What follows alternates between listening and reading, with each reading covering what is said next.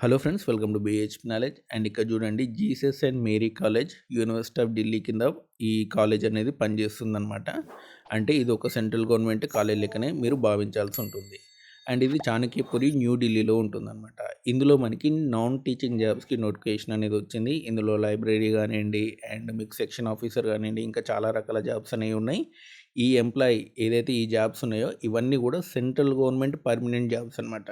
Okay, ఇవన్నీ కూడా central government permanent jobs అనమాట. మీకు యూనివర్సిటీ ఆఫ్ ఢిల్లీ కింద ఢిల్లీలో చాలా కాలేజెస్ ఉంటాయి అనమాట. మీకు ఓన్లీ యూనివర్సిటీనే ఉండదు, యూనివర్సిటీ కింద కూడా చాలా కాలేజెస్ అనేవి ఉంటాయి. అందులో చేసే ఎంప్లాయీస్ అందరూ కూడా సెంట్రల్ గవర్నమెంట్ ఎంప్లాయీస్ అనమాట. కాబట్టి అందులో నుంచి కూడా మీకు చాలా జాబ్స్కి నోటిఫికేషన్ అనేది వస్తూ ఉంటుంది. మన ఛానల్లో ఎక్కువగా చేయలేదు, బట్ చాలా జాబ్స్కి నోటిఫికేషన్ అనేది వస్తూ ఉంటుంది. బట్ ఎవరైనా ఇంట్రెస్టింగ్ క్యాండిడేట్లు ఉంటే మాత్రం అప్లై చేసుకోండి. అండ్ దీనికి సంబంధించినటువంటి ఇంపార్టెంట్ డేట్స్ ఏంటంటే, మీకు ఆల్రెడీ ఆన్లైన్ అప్లికేషన్ అనేది స్టార్ట్ అయింది. 8 మార్చి వరకు మీరు అప్లై చేసుకోవచ్చు. అండ్ ఒక్క పోస్ట్ గురించి చెప్తాను చూడండి. సెక్షన్ ఆఫీసర్ వచ్చేసినంత మనకి పే స్కేల్ లెవెల్ 7 అనమాట. ఒక పోస్ట్ అనేది ఉంది. అండ్ సెమీ ప్రొఫెషనల్ అసిస్టెంట్ వచ్చేసినంత మనకి స్కేల్ పే 5 అనమాట. ఒక పోస్ట్ అనేది ఉంది. అండ్ సెక్షన్ ఆఫీసర్ 35 ఇయర్స్ వరకు కూడా అప్లై చేసుకోవచ్చు. సెమీ ప్రొఫెషనల్ అసిస్టెంట్ 30 ఇయర్స్ వరకు కూడా అప్లై చేసుకోవచ్చు. ల్యాబొరేటరీ అసిస్టెంట్ అనమాట, 30 ఇయర్స్ వరకు అప్లై చేసుకోవచ్చు. ఒక పోస్ట్ అనేది ఉంది. జూనియర్ అసిస్టెంట్ వచ్చేసినంత మనకి పే స్కేల్ లెవెల్ 2, 27 ఇయర్స్ వరకు కూడా అప్లై చేసుకోవచ్చు. ఒక పోస్ట్ అనేది ఉంది.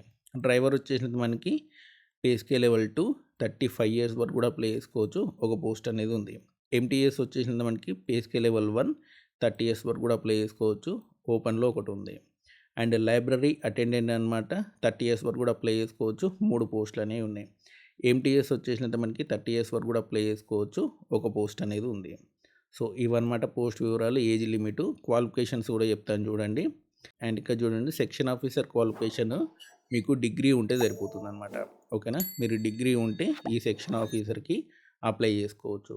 అండ్ ఆ తర్వాత వచ్చేసినది మనకి సెమీ ప్రొఫెషనల్ అసిస్టెంట్ వచ్చేసినది మీకు డిగ్రీ ప్లస్ బిఎల్ఐసి అనేది ఉండాలి. సెమీ ప్రొఫెషనల్ అసిస్టెంట్ ఒక పోస్ట్ అనేది ఉంది. దీనికి degree plus bachelor degree in library science అనేది చేసి ఉండాలన్నమాట. దాంతోపాటు మీకు 6 మంత్స్ కంప్యూటర్ సర్టిఫికేట్ అనేది ఉండాలి. ఓకేనా, 6 మంత్స్ కంప్యూటర్ సర్టిఫికేట్ అనేది ఉండాలి. ఒకవేళ మీరు బీటెక్లో కంప్యూటర్ సబ్జెక్ట్ ఉంటే ఈ సర్టిఫికేట్ అనేది అవసరం లేదు. ఓకేనా, ఆ తర్వాత ల్యాబొరేటరీ అసిస్టెంట్ అనమాట. దీనికి సంబంధించి మీరు ఇంటర్ కంప్లీట్ అయితే అప్లై చేసుకోవచ్చు. ఇంటర్లో మీకు సైన్స్ సబ్జెక్ట్ ఉండాలి, ఫిజిక్స్ కెమిస్ట్రీ సబ్జెక్ట్ అనేది ఉండాలి. ఓకేనా, అండ్ ఆ తర్వాత వచ్చేసిన మనకి జూనియర్ అసిస్టెంట్ అనమాట. ఇంటర్ అనేది కంప్లీట్ అయ్యి ఉండాలి. 35 words per minute typing speed అనేది ఉండాలి. సర్టిఫికేట్ అవసరం లేదు, టైపింగ్ స్పీడ్ అనేది వచ్చి ఉండాలి. మీకు టెస్ట్ కండక్ట్ చేస్తారు, అందులో క్వాలిఫై అయితే సరిపోతుంది. అండ్ డ్రైవర్ వచ్చేసినట్టు మీకు ఇంటర్ కంప్లీట్ అయ్యి ఉండాలి. అండ్ లైసెన్స్ అనేది ఉండాలన్నమాట.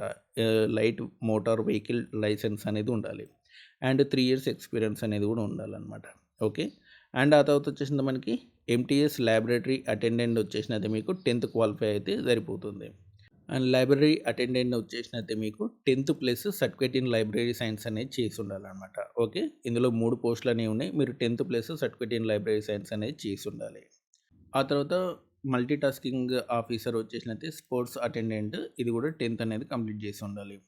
అండ్ ఇక్కడ చూడండి, మీకు సెలెక్షన్ ప్రాసెస్ వచ్చేసినట్టు మనకి return test and skill test అనేది ఉంటుందన్నమాట. ఓకేనా, మీకు ఇంటర్వ్యూ అనేది ఉండదు, రిటర్న్ టెస్ట్, స్కిల్ టెస్ట్ అనేది ఉంటుంది. ఓకే, అండ్ మీకు ఏజ్ రిలాక్సేషన్ కూడా ఉంటుంది. ఎస్సీ ఎస్టీ వాళ్ళకైతే 5 ఇయర్స్ వరకు ఏజ్ రిలాక్సేషన్ అనేది ఉంటుంది. ఓబీసీ వాళ్ళకి 3 ఇయర్స్ వరకు ఏజ్ రిలాక్సేషన్ అనేది ఉంటుంది.